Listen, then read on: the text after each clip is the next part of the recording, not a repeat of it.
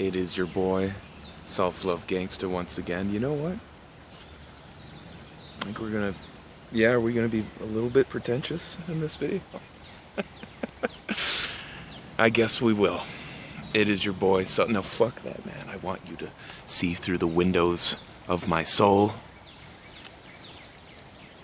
God damn it. So we're gonna do that, actually. But it is your boy, once again, Self-Love Gangsta. I am back. I'm feeling better today. If you all, whoever you are out there, have been following any of my videos recently, you're gonna notice they've been a little bit depressing. Just a little, but the point is I always want to keep it raw and real with you all, because that's what I'd want and that's what helps me. So yeah, fuck it. Doing more things that are loving towards yourself or committing to a self-love process is going to look ugly sometimes. It's going to look messy. And I'm certainly a very messy boy. Sometimes. Very messy boy. But I wanted to talk to you all today about the idea of, remembering what the point of all of this was. To remember to get back in touch with that childhood wisdom. Because if there's anything that your childhood can teach you, your inner child could teach you, or an actual child, like if you're a parent, or you're some sort of caretaker, there's so much that adults can learn from children that many times it's harder for us to learn these sorts of lessons from other adults, because what happens with adults, and I definitely have fallen into this trap, is they take the seriousness of life too goddamn seriously. And like I said, your boy has certainly fallen into that trap. But something quite beautiful happened today. I may seem like a pretty miserable guy, and in many ways, I am. All right, I am. But that's okay, because again, it's not about being happy or sad or depressed or elated. It's just about keeping it real and embracing whatever you're going through. So many times these days, I'm feeling kind of poopy. Sucks. But, yeah, it is what it is. But to stay on point, I realized this morning that I was inadvertently tapping into my inner childhood wisdom. That inner child loves to get distracted on the phone, I think. I don't know whether or not that is actually a childhood aspect. Yeah, I would think so. Because I realize, I don't like doing stuff that I don't enjoy. And so the way that I've set my life up now in my adulthood is, as much as I hate to admit this, I'm doing a lot of stuff that I don't enjoy. And that isn't feeding me, isn't helping that inner child grow and mature and heal and get whatever it needs, really, process. Let a lot of pent-up energy out. And so what I realized inadvertently this morning was I was I was going down a rabbit hole of watching. I was watching coin pusher videos. Do you all know what a coin pusher is? I hope you do. It's that arcade game that pushes coins off of the little lip. There's like a cliff. I don't think I need to explain a coin pusher to you. I hope not, anyway. And maybe, I in many ways have grown up under a rock, so I'm not gonna let me change my tone on this. We haven't all heard of a coin pusher. So anyway, that's not the point. Point is, I just kept getting sucked into a rabbit hole where I was watching a lot of coin pusher material, videos of people trying to win and dump as many quarters off the side and win dollar bills, bigger bills, and poker chips and whatever other prizes. It was very much, I was really tapped into my childhood wonder, or childlike wonder, and I was getting frustrated. I was like, God, this shit is so addicting. I just want to keep scrolling, and I can't stop. Like, I know I need to get up and do other things with my day, adult things, serious things. But I was like, why the fuck would I want to do that when I can just sit here and keep hitting that dopamine button, just over and over and over and over again. And I realized, God, I just wish what I had to do to save myself was as fun as sitting here watching people play these games, watching people play these coin pusher games. And that's when it clicked for me.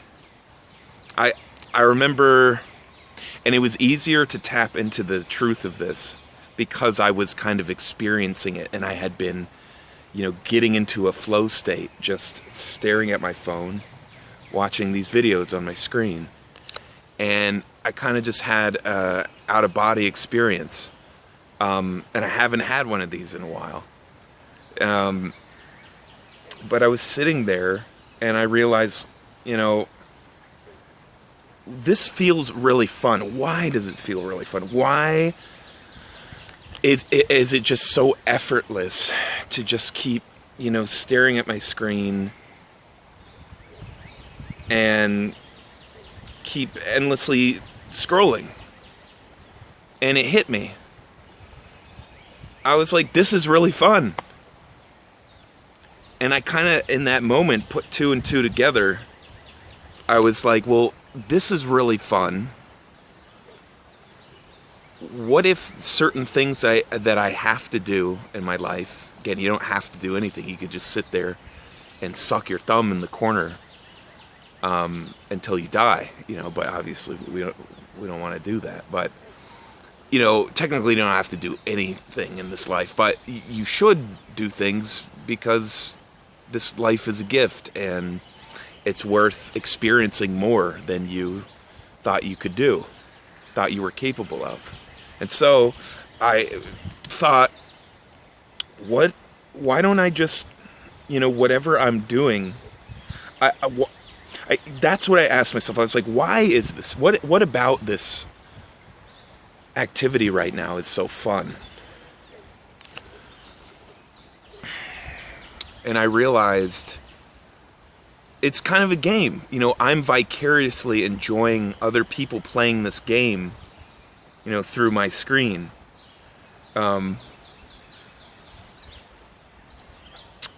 I just thought, like, oh, well, however this is making me feel, why don't I, look at other things in my life and see, how can I treat this like I'm upping my skills? What was so fascinating to me and what was so keeping me drawn in, I was like, yes, keep stacking those fucking coins. Keep stacking those fucking coins. Yes. Like, it was hypnotizing, frankly. And I thought, well, wait. What else in our life could make us feel like this? Well, a whole hell of a lot of other things, right?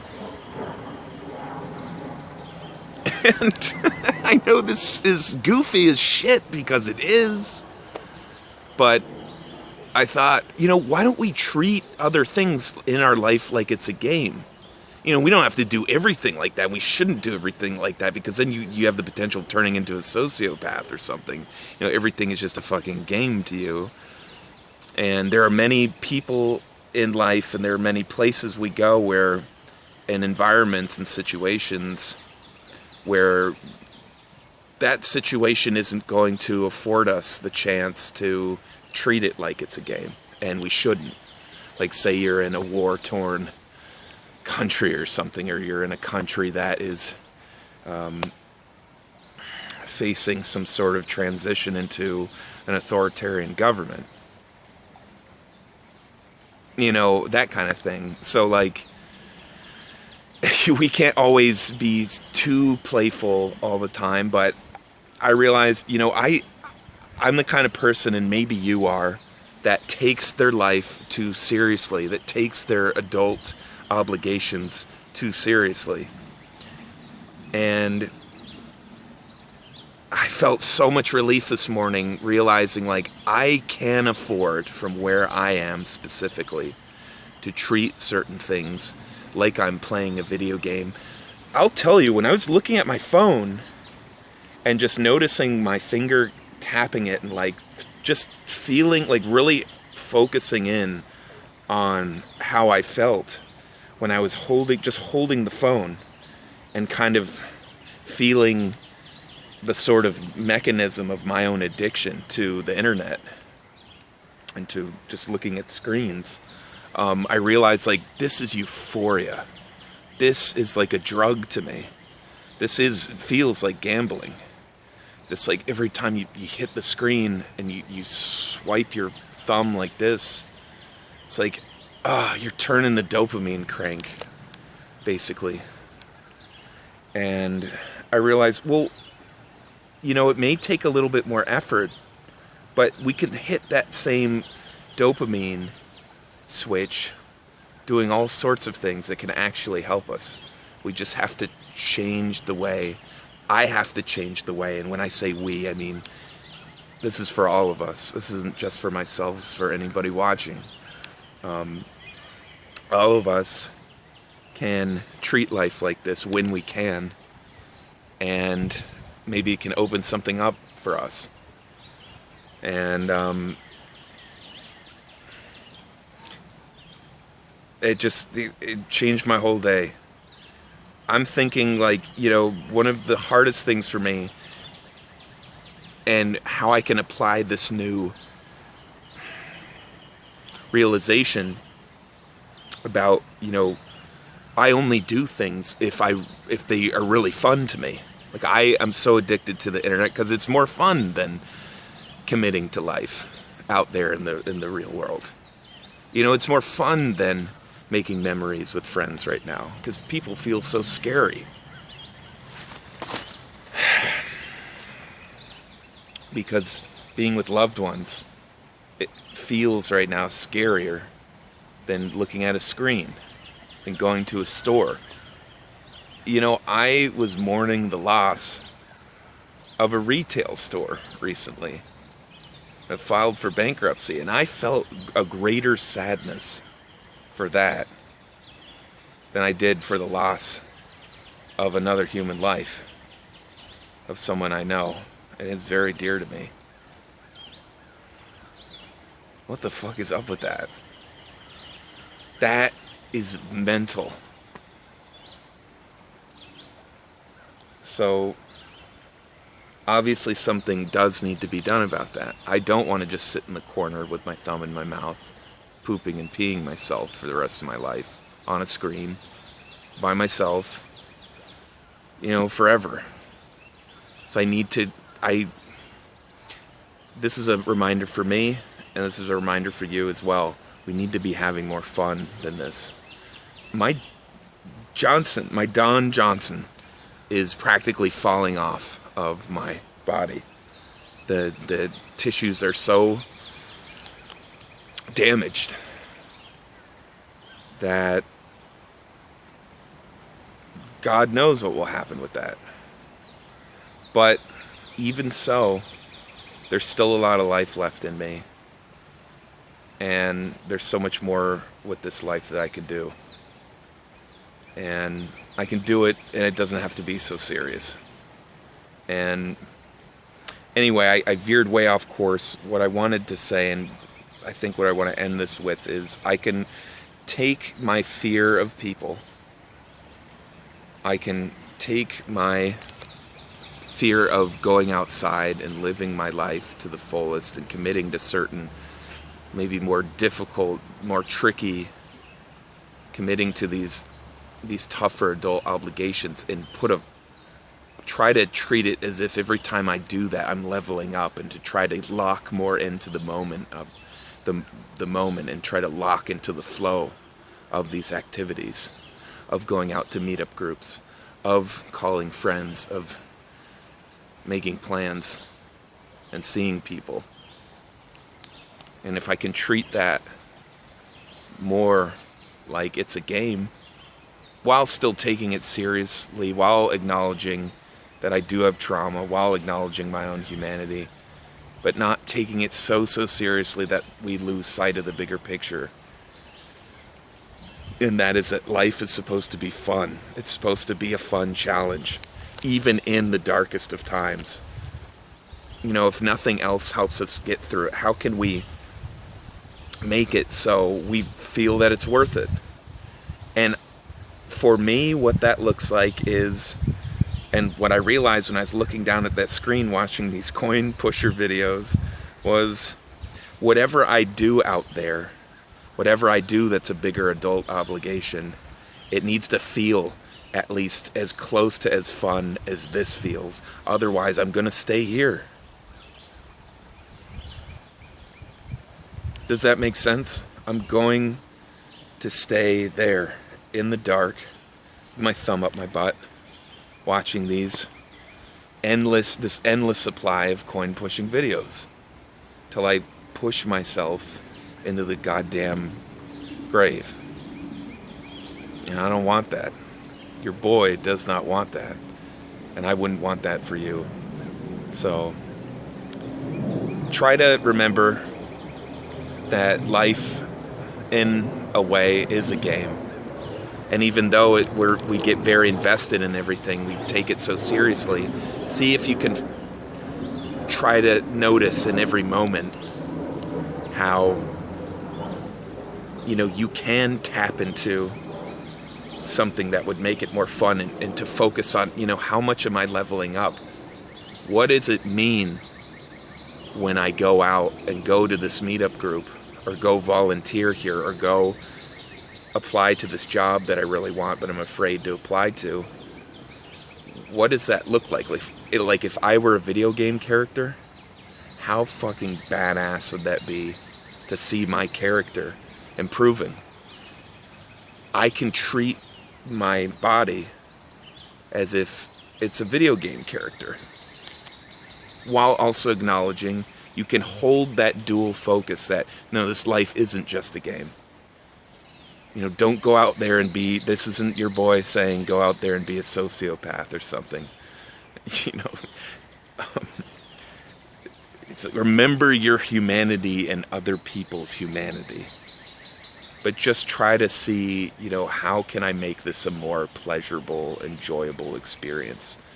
Where I can see, hey, every day stacking up these little moments is like me leveling up in some sort of game. That's what I want to do when it comes to hanging out with people. Maybe I can write I can create a checklist and keep a score of like how many times did I reach out to my friends this week? How many times did I reach out to family? Did I go to my meetup group? Did I make this amount of money in a way that I really love, in a way that's passionate?